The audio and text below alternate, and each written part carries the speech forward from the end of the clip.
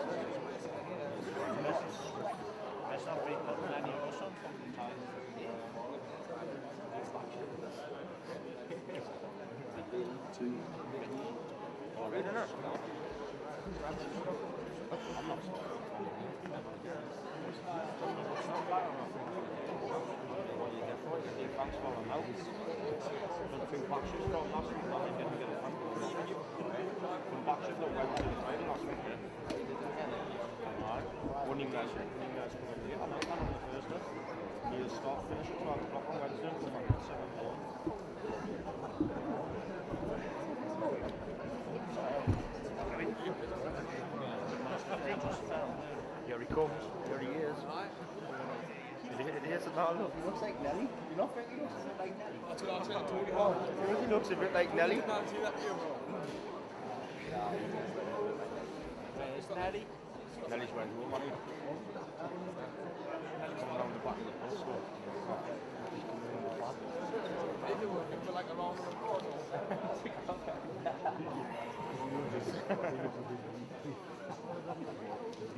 Well, good afternoon, everyone.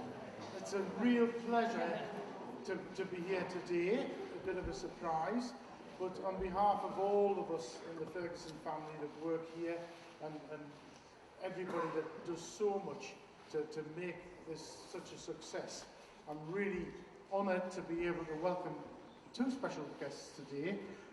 Obviously, most of us all know Boris Johnson, who's our Prime Minister, but also Gisela Stewart, who's a former Labour MP. So can you please welcome initially Gisela to the stage, who will say a few words to you. Thank you very much.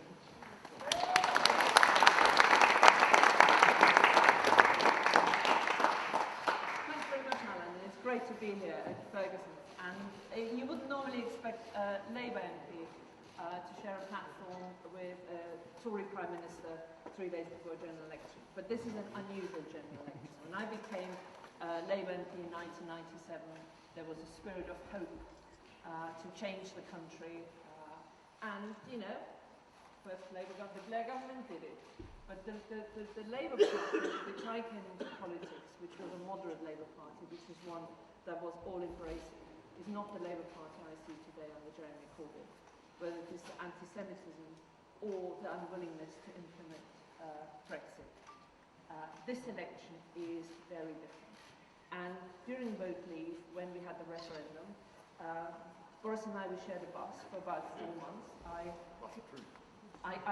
can tell you I was not grey when I started to enter that bus. I emerged grey at the end of it, which also wider. And one of the things which we saw, the further away we went from London, the more it was actually clear that there were whole swathes of the country who felt that Westminster was no longer speaking for them.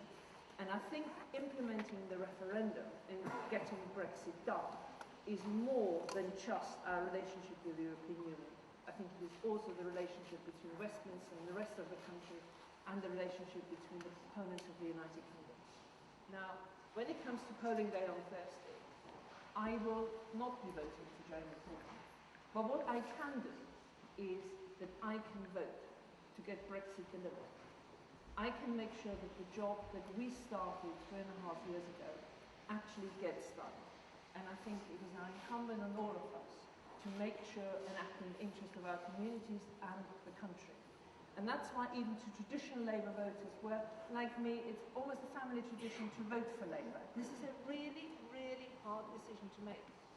And voting on Thursday for Boris and for Brexit does not make me a Tory and does not make you a Tory. But what it does do, it is allows us to get this job done. So I'll ask all my Labour colleagues to join me once more on Thursday and vote for Boris Johnson and vote for Brexit, and we can bring the country together. Thank you. Well, thank you very much, Giza. Thank you all. And thank you, Mr. Fergus. Thank you to everybody who's invited us here. Giza, it's wonderful to be campaigning with you again on this absolutely crucial issue for our country and for our future, because it's now 1,264 days since people in Sunderland voted to come out of the European Union, and what we had in that time was just drift, dither, delay, procrastination by Parliament, a refusal to get Brexit done, a refusal by every other party except the Conservative Party to get Brexit done. And why have we got to get Brexit done? We've got to get it done because it's our democratic duty to get it done. People voted for leaving the European Union, and we need to take advantage of all the benefits that Brexit will bring, whether it's taking back control of our money, our borders, our laws, the way we run ourselves, our immigration system, all free trade deals, free ports, all those things we can do if and only if we get Brexit done. But we also need to do it for the sake of our economy at the moment. Now, there's too much uncertainty. Get Brexit done, we'll unleash a wall of investment into this country. Businesses, families will know what they're doing and where they're going. We also need to get Brexit done because we need to move our politics on. And it's blocked. It's paralysed at the moment in Westminster. And we're a one-nation Conservative Party. We want to move our country forward. We're making huge investments now in health, biggest ever investments in the NHS, in education, lifting up funding for every school in the country, investing in 20,000 more police, fighting crime. We want to get on with an agenda to give everyone in this country the chance they deserve, uniting and levelling up across the whole country with infrastructure, a better education and technology, whether it's gigabit broadband or 5G telephony or whatever. We want to move our country forward, but it's blocked. What we need is a way out, and we've got it. We've got a fantastic deal. We've got a deal with our European friends that allows us to come out of the EU on January the 31st. It's there. It's ready to go. It's oven ready, as I always say. You can put it in now, and it'll be done before you have your turkey or your sprat. It's done. And what is the alternative? What is the alternative on Thursday? The alternative is yet more delay, yet more division and deadlock, because I'm afraid that Jeremy Corbyn has no deal. He has no way out. He wants to spend another 3 months negotiating a deal, and then another 6 months to put that deal to a referendum, when he can't say whether he backs the deal himself. In fact, he can't even say whether there's any single member of his shadow cabinet who backs the deal. We've got, and I'm proud to say at this election, every single one of the 630 Conservative candidates, all with very differing views, backing our deal at this election. How many of Jeremy Corbyn's MPs actually back his deal? How many of his... I don't know. I can't one. Not even Mr. Corbyn himself, as I say. So that is the choice. That is the choice. We can either go forward with sensible one-nation Conservative policies, investing massively in our public services, or you can have a catastrophic socialist government under Jeremy Corbyn with John McDonnell,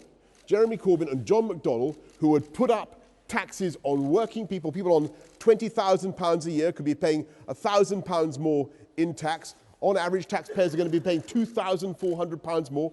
National debts will rocket so that interest rates will go up, affecting everybody's mortgages. It's a recipe for economic disaster. It would take a sledgehammer to our economic productivity. We want to back people, we want to back business, we want to support working people with tax cuts for everybody. 31 million people will get a tax cut when we cut national insurance, and we'll lift up the living wage by the biggest ever amount. We want to support people across this country, and we want to support businesses as well. I'm afraid that the Corbyn and McDonnell have absolutely no understanding of the vital importance of supporting both people and the cost of living and making sure that businesses can flourish as well. That's what we want to do as One Nation Conservatives. That is our programme.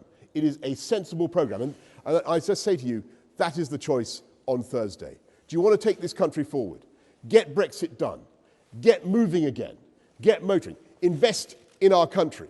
Or do you want to have another year of drift, deadlock, dither and delay? Because under Corbyn's proposals, you wouldn't have just one referendum on the EU, you'd have one on Scotland as well, wasting everybody's time with 2 more referendums when we should be getting on and delivering on the will of the people. Folks, 1,264 days ago, people in this part of the country, people across this country, spoke and said that they wanted to leave the EU. Now is the moment for us to get on and do it. Now is the moment to show that we respect our democracy. Now is the moment to deliver for the people of this country. Let's get Brexit done. Let's take our country forward. I hope very much I can count on your support and vote for a One Nation Conservative Party on Thursday. Thank you all very much. Thank you. Thank you. And I'm going to ask first of all members of the Mr. Ferguson. Mr. Ferguson. Family. That's it.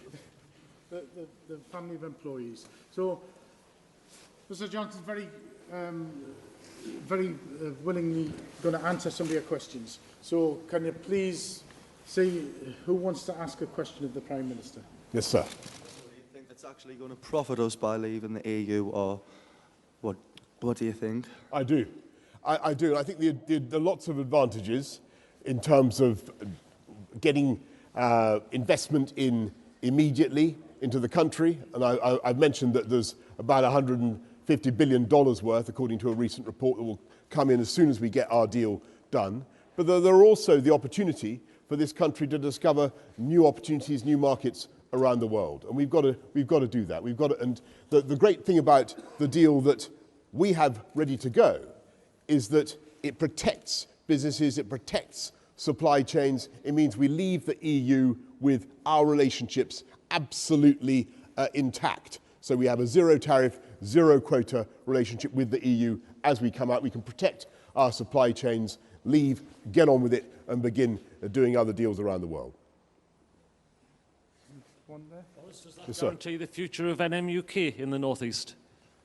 Sorry, NM? Nissan, yes.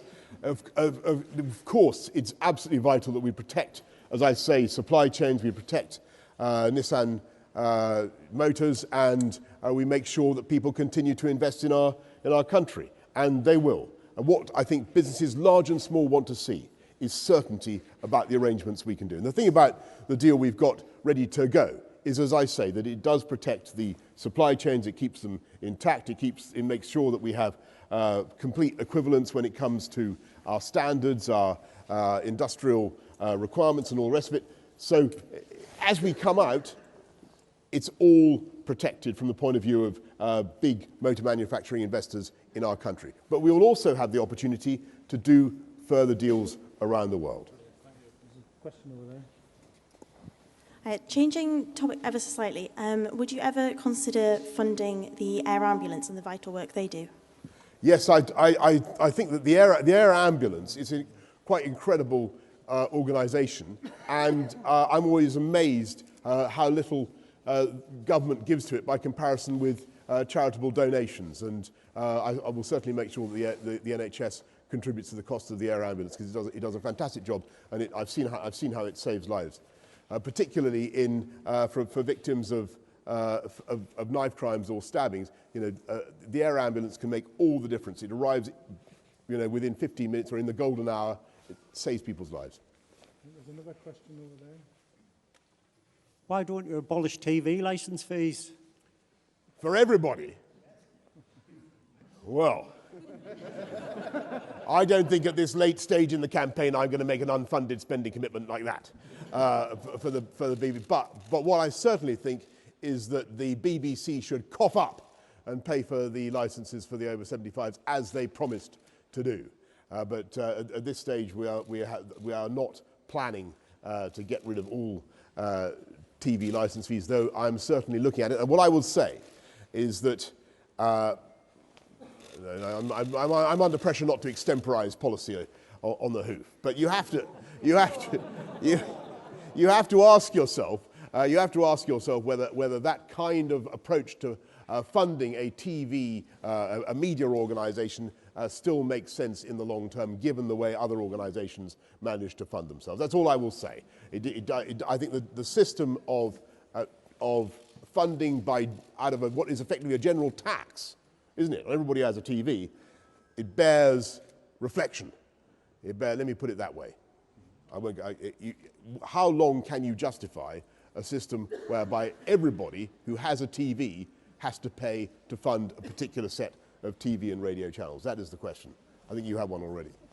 Yeah, you have it. Anyway, I'm going to go to the BBC in a minute to ask the first question, I think, or one of the questions.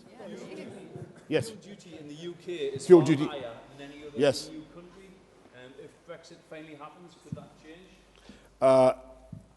Yes, in the sense that we have the potential to do what we want with our fuel duty. I don't want to make any more fiscal commitments than I've made already in this campaign, except to say, you may have missed it, except to say fuel duty will not be going up. Fuel duty will not be going up. No, that's Anything else? Can I just ask yes. someone, if I may? Yes. On the, you did mention infrastructure. Yes, the A1. The A1, yes. The A1. Exactly. You know the the A1. question, and you know, our trucks use the roads, and apart from needing to have a good deal that we know how to go going forward, because it's the deal that matters, we really need to know that we're getting investment in the likes of the A1 up to Edinburgh, and keep Scotland and England linked together. Yes, yes, and that's one of the reasons why I think it's crazy to have another referendum on the union with Scotland when we had that in 2014 and everybody was told it was a once-in-a-generation event. You know, why should we have that now just as the price of a Corbyn-Sturgeon pact? On the A1, I think I said to you 2 years ago that we would dual it. I don't know why it hasn't happened. We've got to get on and do that. We have a massive programme of infrastructure investment. It's not just about big-ticket railway schemes, not just about Northern Powerhouse Rail or whatever. It's about putting money into the roads, because that makes a huge difference to people's lives and to their ability to do their jobs. So we will certainly be dualling the A1. But I want to stress, the only way you can make these long-term investments in infrastructure is if you run a sound economy. And what you can't do is do what I'm afraid Labour did last time, and that is rack up such colossal debts that you're basically bust as a country, which is where we were in 2010, if you remember. We need to be putting in money for the long term into infrastructure and into the NHS, but also making sure that we stimulate the productive sectors of the economy as well, making sure we support business as well. Any other questions? We covered the waterfront here. Oh wait, I've got some media people. Hang on. Richard Moss, BBC Look North. How are you? I promise, sir. You're saying that you're going to be a voice for Sunderland in Westminster Whitehall. Why have you chosen Conservative candidates in here that are not Conservatives from Sunderland? They're from Kingston upon Thames, they're from Kensington in London, and they're from Warrington in Cheshire. The Duke of Wellington said, you know, he was... People are entitled to... I'm sure that Valerie will do a fantastic job representing this constituency. Of course there are. Valerie will do a fantastic job representing this constituency, as all our candidates will. And I think it would be very unfair. I don't remember Tony Blair having deep roots in Sedgefield, for instance. It'd be very unfair to discriminate against people on the basis of where they come from. That is not the way we do things. We have fantastic candidates and we want to support them. Yes, hang on. Greg, ITV Time. Greg Easteel, Time Tees. Greg. Prime Minister, you've set yourself a very tight deadline to get us out of Europe, the end of next year. No, the end of January. Nissan have said they'll go if you don't get a decent deal. Don't tell me, tell the people in here whose jobs will be affected by that. Can they really trust you to get a decent deal? Well, Greg, we have a decent deal, and you'll have heard me describe it. It gets us out on January the 31st, and it enables us to take back control of our money, our borders and our laws, all the things that we were campaigning on, Geezer and I were campaigning on in the Brexit campaign. But what it also does is it keeps us in a state of grace, a state of equivalence with our European Union friends and partners. So the zero tariff, zero quota arrangements that we have, the just-in-time supply chains, they remain absolutely there, perfect and intact. 5 years to sort out a deal with Canada. You can do it in 5 minutes? We have a fantastic deal. We have a fantastic deal. We're coming out in a state of complete equivalence already with zero tariffs, zero quotas. Now is the moment to get Brexit done and move on. Kevin Clark from the Sunderland Echo. Sir. Thank you. Over the last 9 years of the two governments that your party's been part of, Sunderland City Council has seen its funding slashed by a third. 5,000 people have lost their jobs as a result of that. How on earth can anyone in Sunderland trust your party on public services? Well, because we believe in investing in, as I say, not just in infrastructure, in public services. Look at what we're doing with the NHS, putting money into hospitals here in the north east, putting money into Newcastle Hospital, for instance. But also, we are the party that has done more to lift people. There's 5,400 fewer people unemployed here in Sunderland since the date you mentioned, since 2010. And now, this new One Nation government is absolutely determined, not just to invest in public services, not just the biggest investment in health, but also, as I say, to help with the cost of living for everybody in the country. So we're lifting up the living wage by the biggest ever amount. We're cutting national insurance contributions. We'll lift up the threshold at which you have to pay national insurance to £12,500, which will give everybody a £500 tax cut.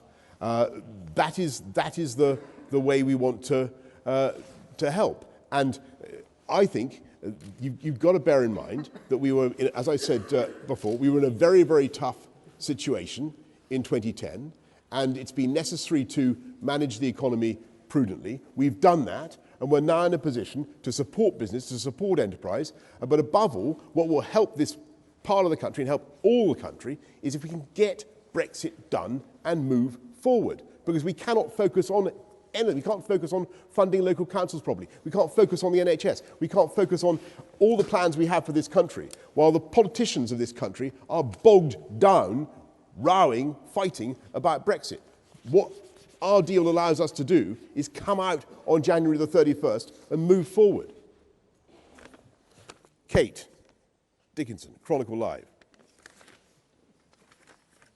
Here. Rather similar, but does this election entirely come down to Brexit, and what can you offer voters in this region other than a promise to get Brexit done? This election comes down to a stark choice between two ways forward for the country, and I've never seen anything like it. We can either have another year at least of complete political chaos, plus a far, far left agenda that would destroy the economic productivity of this country under Corbyn and McDonnell, to say nothing of breaking up the union with Scotland or having another referendum on that. But you'd also have drift and dither on the EU. Our way forward is to get Brexit done, invest massively in public services, support our NHS, support our brilliant businesses, and unite the country. Unite the country through infrastructure, education and technology. That's what we're going to do. And that is what I think the country needs. And I'm going to go to Laura from the BBC, Laura Koonsberg. Thank you very much, Mr Johnson. Do you really think, after nearly a decade of a very significant squeeze,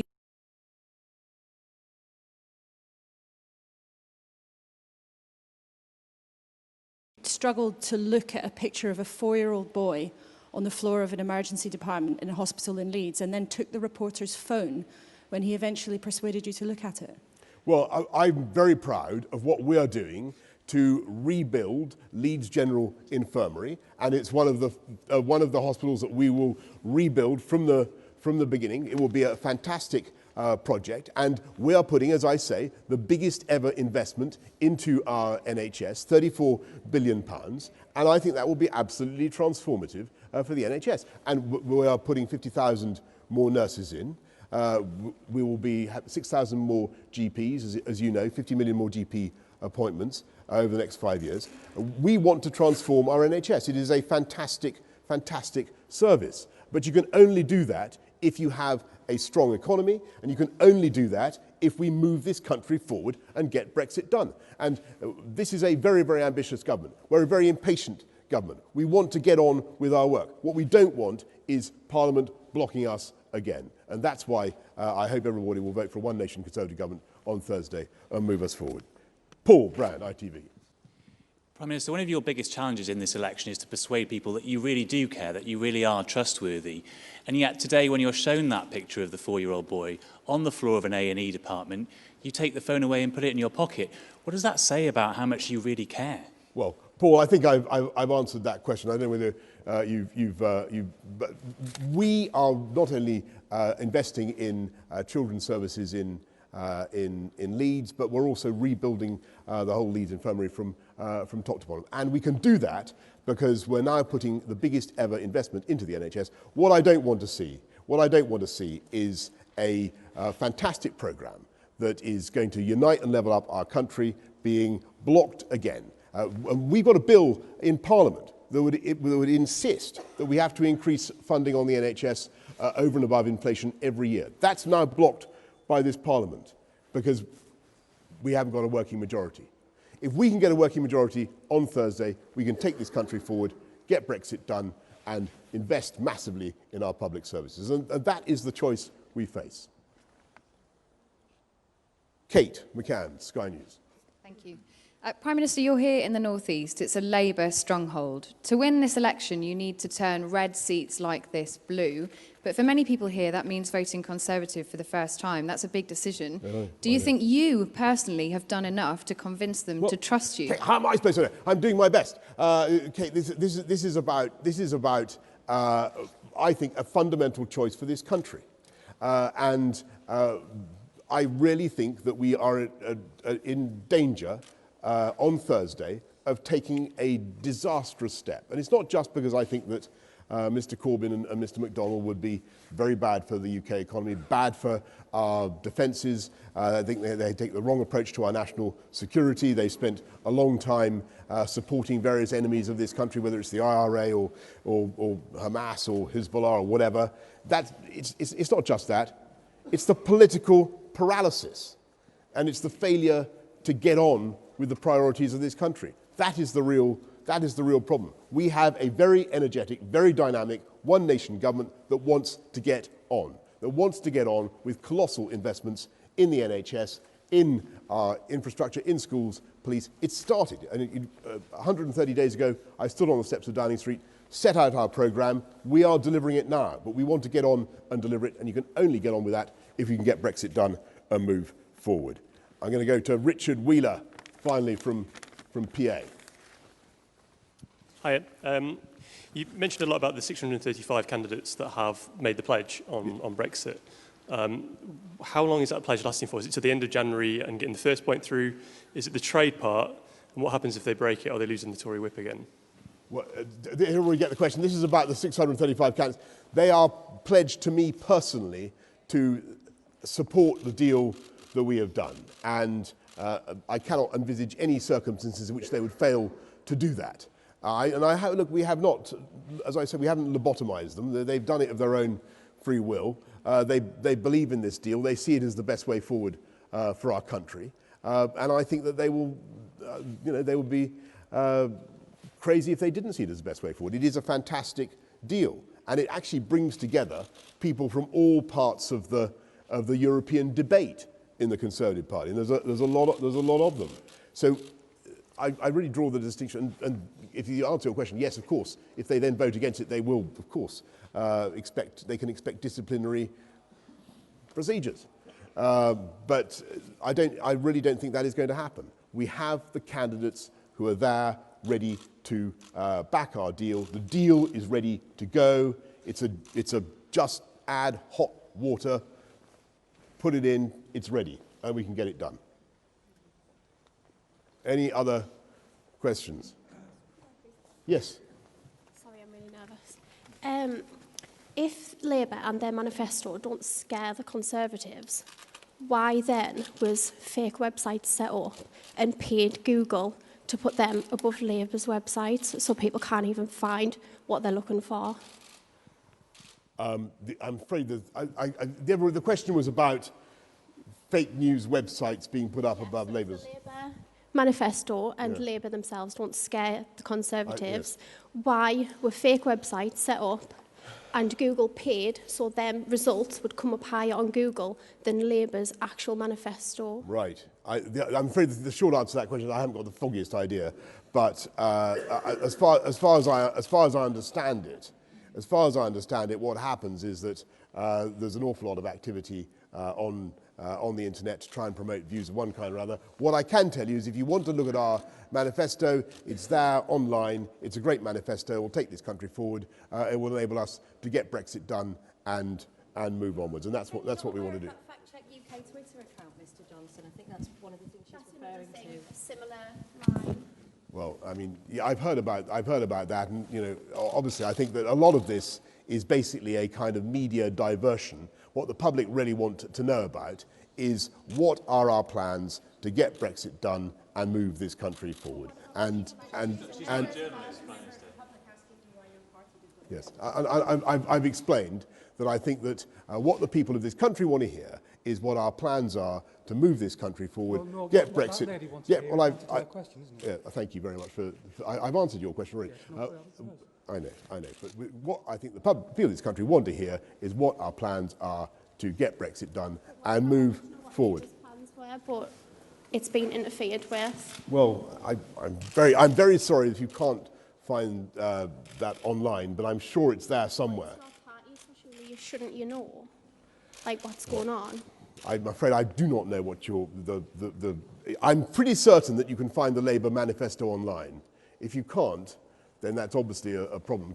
But I think it's there. And by the way, I think that the more people who are aware of what Labour's plans are, the better, because I think they'd be economically ruinous for this country. And I think it would be disastrous if people were to vote for Jeremy Corbyn and John McDonnell on Thursday. I think I'm afraid it would be a serious misstep. Anyway, thank you all. I of course want. That's why I'm here today. I of course want everybody to understand that we have a very simple and a very clear agenda, which is to get Brexit done and move the country forward. And I think what is going on, whether we're accused of interfering with the internet or whatever it happens to be, I think an awful lot of distractions are being introduced into this debate. It is now 3.5 years since the people of this country voted to leave the European Union. And that is the fundamental issue that this election is all about. And I'm afraid that in Parliament you have three parties, Jeremy Corbyn, you have Nicola Sturgeon and the SNP, and you have what are the other ones? Liberal Democrats, who are simply refusing to get Brexit done. And at every stage in this election, they've thrown up more dust and more diversions to try and conceal what this is all about. This is a broken parliament that will not allow the people of this country to have their voices heard. And it will not allow the people of this country to express their will. They expressed it 3.5 years ago. They spoke loud and clear. They said, let's get Brexit done and let's come out of the EU. And all that's happened in the last 3.5 years is that they have been frustrated. Well, if you vote Conservative on Thursday, we will get it done, we will take our country forward, and we will have a brighter future. Thank you all very much. Thank you.